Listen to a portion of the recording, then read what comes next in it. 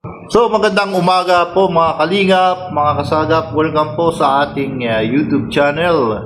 Okay, so meron po tayong pag-uusapan at topic ngayong araw na to na hindi po nating papalampasin. Ito pong aming i-reveal po sa inyo. Talaga namang hindi namin to papaligtasin. Ito yung mga nakita namin tungkol kay Kalingap Rob at kay J. Brad. At siyempre, hindi rin ligtas yung tatay ni Biancy. So, panoorin nyo po. Ano po itong aming topic ngayon na talaga namang hindi namin papalampasin ngayong araw. So, ano kaya ang magiging reaction ninyo? At pwede rin kayong mag-comment down below sa ating bandang ibaba.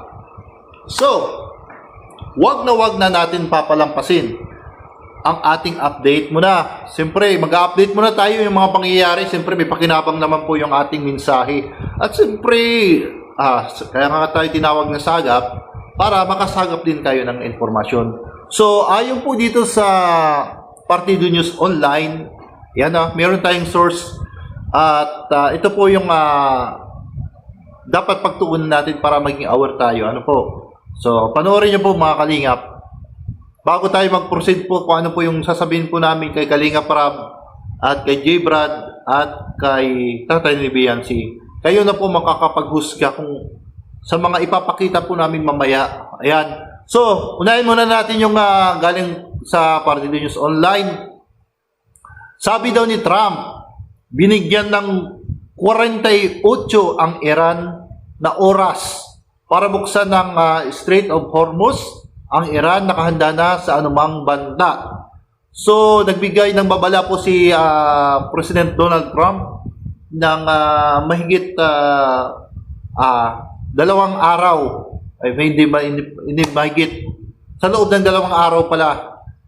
Sa loob ng 2 araw, 48 hours yan. Di ba? 48 hours. Yun, sa loob ng 2 araw, para buksan ang Strait of Hormuz, lalo naman ngayon ay dumadanas tayo ng matinding krisis at matinding kakulangan ng supply ng langis, lalong-lalo na dito sa ating bansang Pilipinas. So marami po naghihirap at marami pong nag-iinda sa napakataas po ng petrolyo. So lahat po, kung mapapansin nyo po, kung kayo po ay lalabas, kitang-kita nyo naman po yung daanan, napakaluwag po. At siyempre, yung mga sasakyan, may mga ilan dyan, takaw gasolina. So, ngayong araw ay, siguro paglabas ko dyan, 92 pesos na po yung 92 yung litro. At tataas pa, mahigit pa 100 o 100 plus. So, grabe na po yan. Hindi na po yan normal. Talagang nakaka-alarma. So, wag na natin patagilin. Ito po yung sabi, nagbanta si American President Donald Trump sa Iran na posibleng targetin ng Estados Unidos ang ilan sa kanilang power plant kung hindi nito bubuksan ang Strait of Hormuz sa loob ng 48 hours, which is within 2 days. Binigyang ultimatum itong si Trump, ito pong Iran, kung hindi daw bubuksan kasi ang Strait of Hormuz ay parang literally po yan na bahagi ng dagat, ay dyan po yung daanan ng mga oil tanker na dinadala, dinidistribute sa iba't ibang bansa. Ayan, kung paano tayo nagkakaroon ng supply ng langis. So ito naman na. Sa isang post nito sa kanyang Facebook, nitong linggo, iginiit ni Trump ang kanyang matapang na babala sa gitna ng tumitinding tensyon sa pagitan ng United States at Israel at Iran. Ito na po ang sabi niya ni President Donald Trump, if Iran doesn't fully open without treat the Strait of Hormuz within 48 hours from the exact point in time in the United States of America will hit and obliterate their various power plants starting with the biggest one first. Iyan po yung sabi ni Trump. Ang Strait of Hormuz ay isang sa pinakamahalagang ruta ng kalakalan ng buong mundo, partikular sa supply ng langis.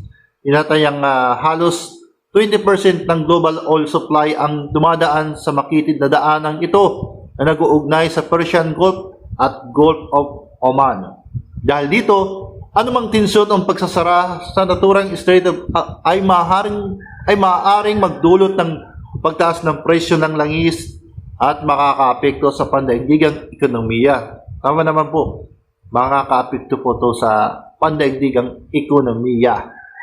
So, kasi siyempre, lahat ng mga product, siyempre gumagamit po yan ng enerhiya gaya ng mga gasolina, delivery. Siyempre, mga sa sakahan, mga mangingisda, gumagamit din sila ng barutog, gasolina pa rin yan. At pag ng bigas, gagamit ng gas, lahat apektado.